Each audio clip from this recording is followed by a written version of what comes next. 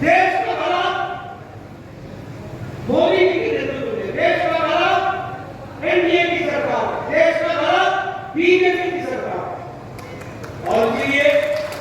मैं कह सकता हूं कि जब हम आए हैं और जहां जहां हम आए हैं वहां गांव, गरीब, वंचित, पीड़ित, शोषित, दलित, युवा, किसान, ओबीसी इसकी चिंता की है तो वो एनडीए की सरकार ने की है, मोदी जी की सरकार